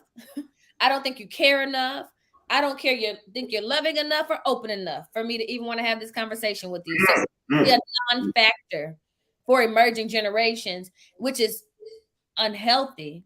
But I think we're gearing up for a fight that we're not trying to have with you, because we know you don't understand and you're not even comfortable with your own sex or sexuality for me to bring mine into your space. You know, I mean, they're probably still talking about doing it in church. They probably can't even say sex. They say your parts, you know, like, you know, in Sunday school, they're probably still saying stuff like monkey. I remember somebody first said monkey. I said, well, don't say that because the children think you're supposed to pet it. Like, why are we talking like this in church? It's so confusing. When we know stories of Adam and Eve and creation, but we really can't have just conversations about anatomy openly. So we're running too fast. They called Isaac Kaditsi. You shouldn't say good crab, your Kaditsi. And for the longest, I didn't even know I had one. God's holy name is a Kaditsi, and where is it on your body? Seriously, Bishop? I can't. Oh Lord. Yeah, it's a progressive. The conversation is more progressive than the people who are asking about it. Yeah, I hear that. You know, more than the people who are actually in the pews. Like, Pastor, you still talk about, you know, you the sugar in my Kool-Aid. I don't want to talk about sex to you. During the congregation in Los Angeles, Bishop Krause slipped in one day to the youth thing, which he rarely came, but he slipped in there. We're talking about sex and masturbation, all that stuff. He sat there a few minutes with his eyes closed, and when he opens his eyes, everybody's in trouble. He stood up. He said, that's enough of that. You young people, talking about sex. You young boys, keep your zipper up. Young ladies, keep your skirt down. Let's go talk about something else. That was the end of it. That is wild. That is wild. That's what he said. Yes, that's it. So what about when we get the green light? Sorry, Bishop-Elect Brown. What about when we get the green light to actually Go ahead. Like, then what do you even do? Like, and you know why I know the church doesn't even believe what they say about sex? Because if they did, they would at some point think they need to actually teach us what to do.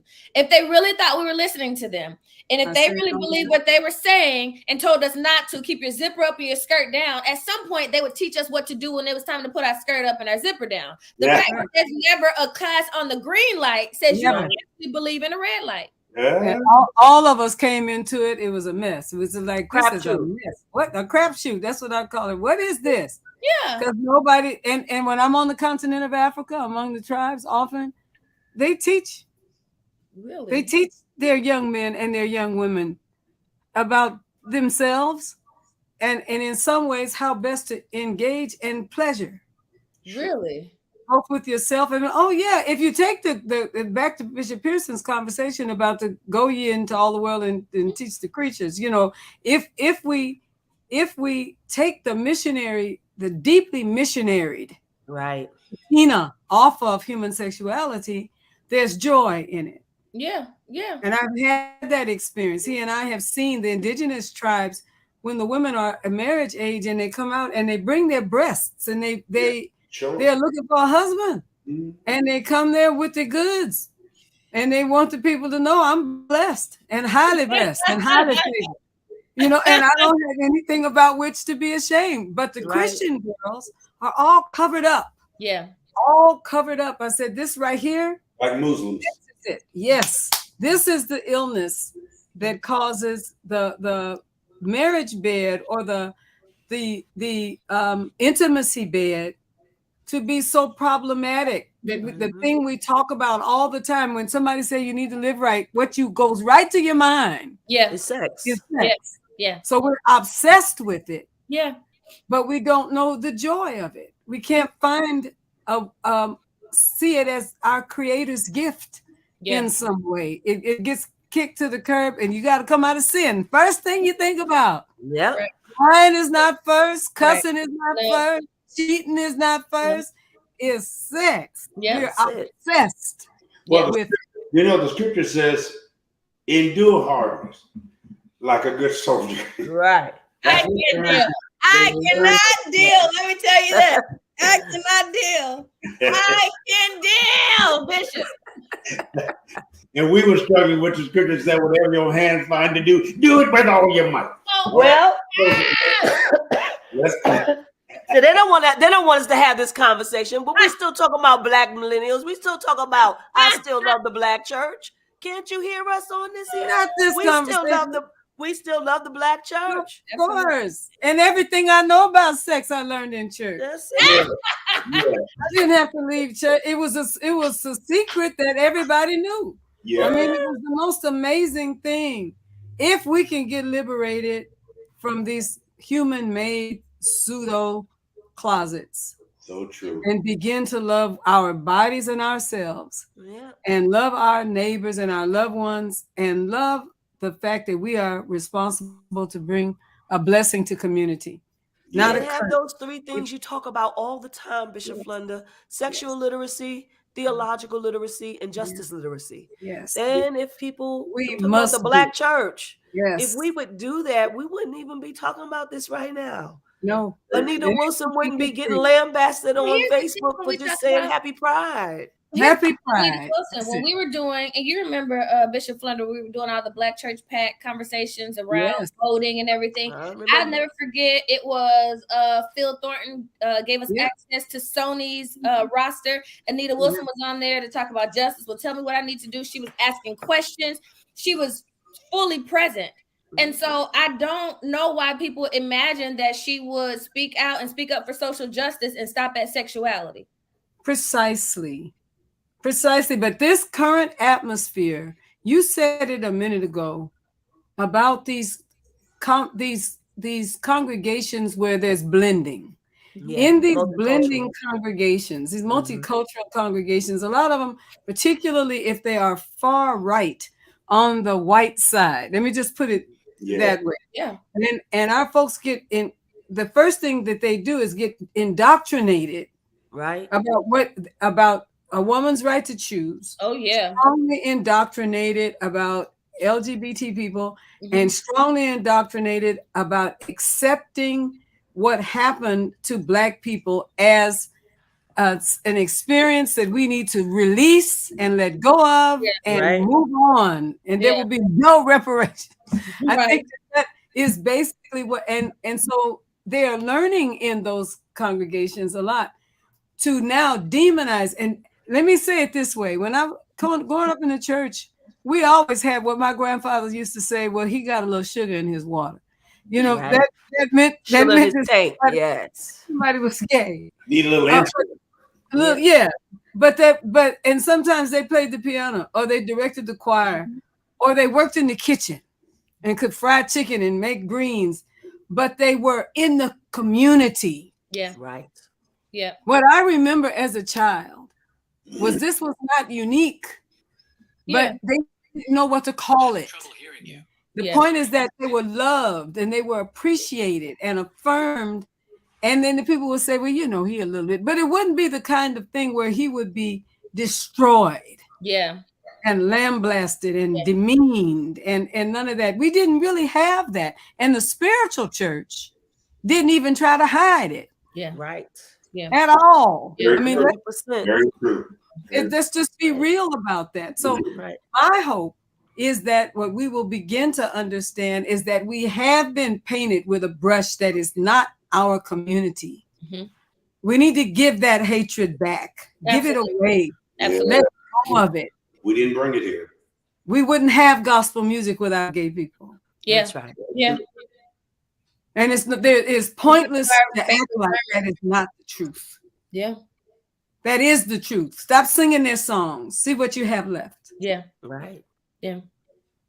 What would we do? We wouldn't have a history. Some of the greatest music we have ever had in history has come up from the blessings and the power and the anointing and the call of God on the lives of holy minstrels. Yeah, very true. We'll talk more about it, but I do hear you, and I hope your research will move to it. Talk to Henry again. I know I have to. You can dig deeper, okay? Absolutely. With his dangerous self. All right. I love you all. Thank you so much. Listen, don't leave us yet. We want to be, first of all, we're so grateful to you, Dr. Bree. We're giving away the book tonight. You're going to put hashtag Beyond the Gatekeepers so you can get a book. I still believe in the Black church. Before we do that, we're going to go straight to our advertisement. Bishop Flunder. God bless all of you all who stayed with us tonight. I know you're glad you did, because we had a glorious, glorious conversation. I want to encourage you, if you are going to make an investment in something that I believe will bring light and life, please remember to support Beyond the Gatekeepers. Support our broadcast by sending a donation. You can send it via Cash App to $TFAM Annual or to PayPal, www.paypal.me/TFAM Justice. Let's support what blesses us. God bless each of you tonight. Thank you so much, Bishop Flunder. And we want you to save the date. The Fellowship of Affirming Ministries is having their Leadership Conference 2022 in Phoenix, Arizona. As you know, our presiding prelate is presenting this for us. We will be in Phoenix, Arizona at the Arizona Biltmore Resort, Frank Lloyd Wright Properties in Phoenix. If you need to register for this conference, if you like to register for this conference, please, registration is $125 now. It ends on July 1st. And then you can register on site for $150. Please go to the website. You'll find us there, www.bit.ly/TFAM Conference 2022. You can find all the information there, or you could just go to TFAM's website, www.radicallyinclusive.com.org, and you'll find that information there. Thank you so much. July 12th to the 16th. Please save the date.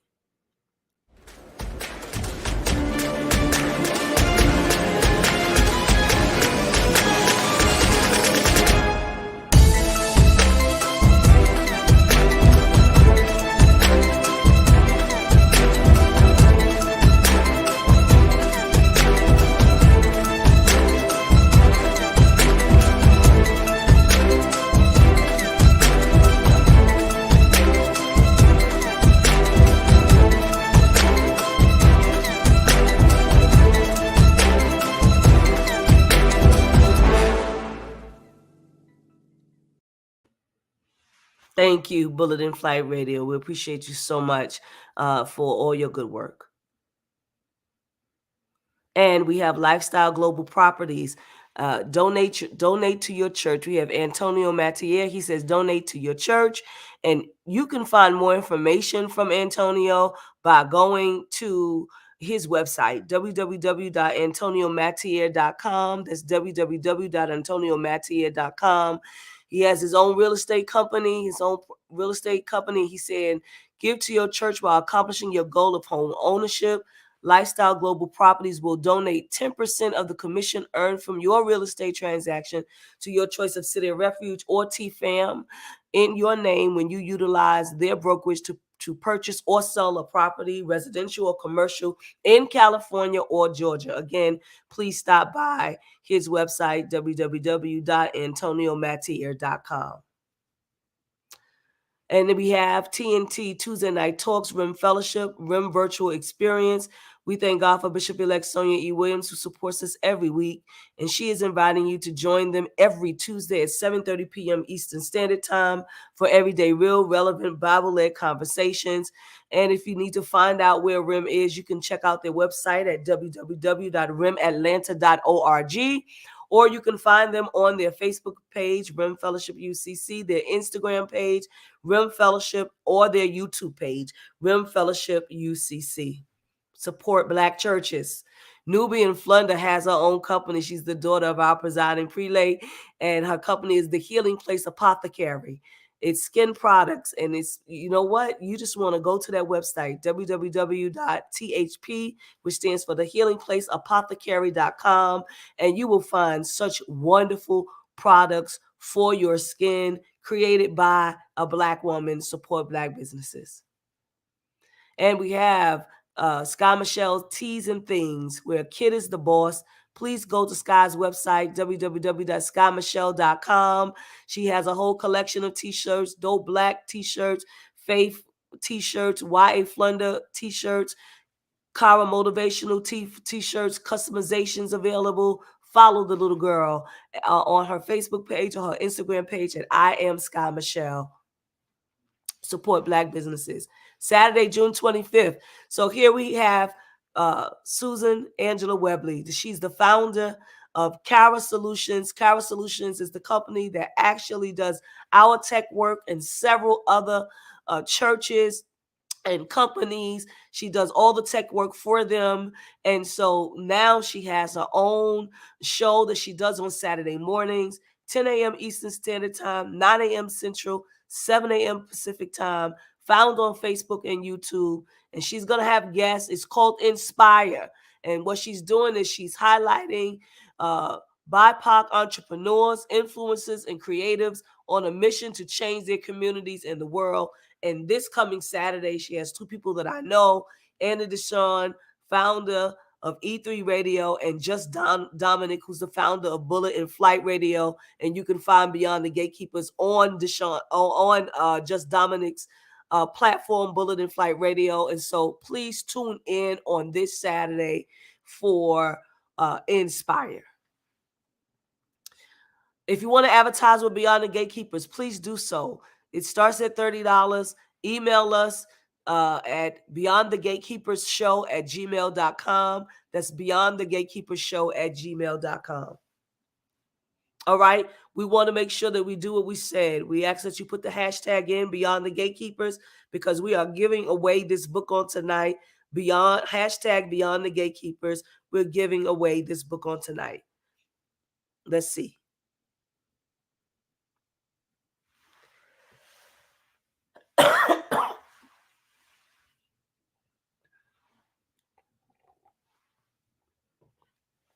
Darlene Scott is our winner tonight. God bless you. Darlene, you have won. Make sure you put inside our inbox of Beyond the Gatekeepers. Send us a message with your name and your address so we can make sure that we get that to Dr. Brianna so she can make sure that you get your book. Thank you so much for supporting Beyond the Gatekeepers tonight. It's been an incredible show. Please make sure that you share again, because you can still go back and look at what we've done. It's been a powerful conversation, and we hope to see you next week. God bless and have a great, great week.